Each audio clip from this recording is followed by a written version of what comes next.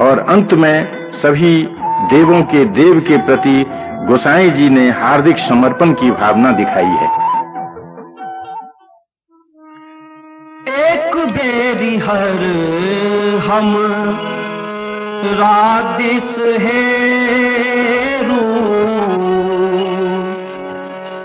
पार्वती पति दारी दुफेरू। एक बेरी हर हम रादिस हेरू पार्वती पति दारी दुफेरू। एक बेरी हर हम रादिस हेरू पार्वती पति दारी दुफेरू।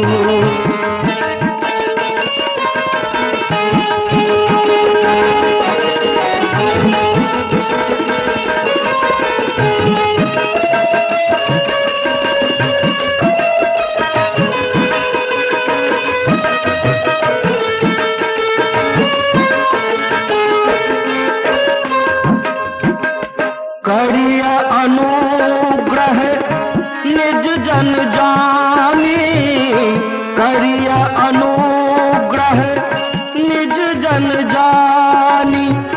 हो सहाय शिव सहित भवानी, हो सहाय शिव सहित भवानी। एक बेरी हर हम रादिस हेरू पार्वती पति दारी दुफेरू।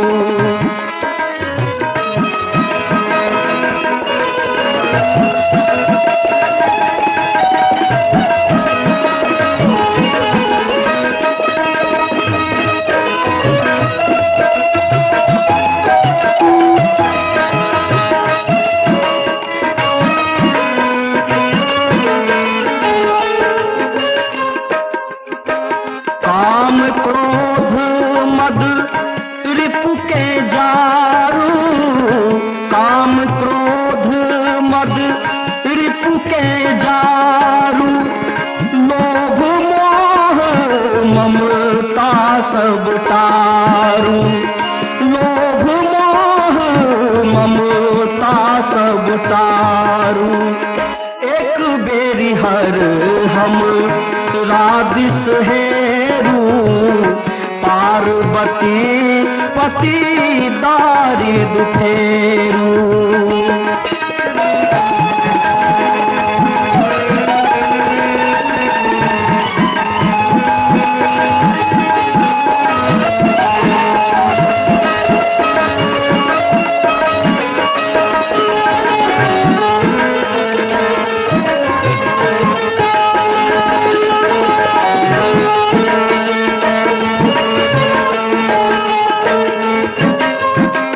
दुख भंजन जन रंजन शंकर, दुख भंजन जन रंजन शंकर।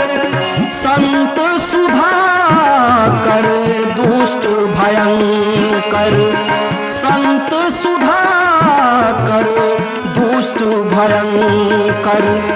एक बेरी हर हम रादिस हेरू पार्वती पति दारी दुफेरू।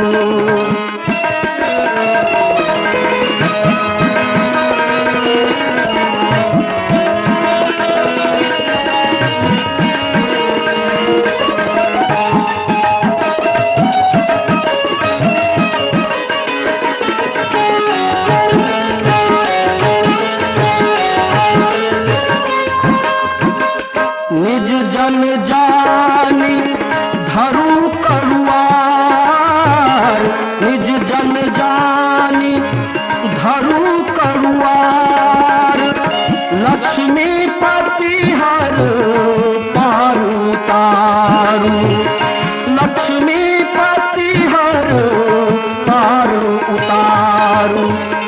एक बेरी हर हम रादिस हेरू पार्वती पति दारी दुखेरू एक बेरी हर हम राबिस हेरू पार्वती पति दारी दुखेरू एक बेरी हर हम राबिस हेरू पार्वती पति दारी दुखेरू।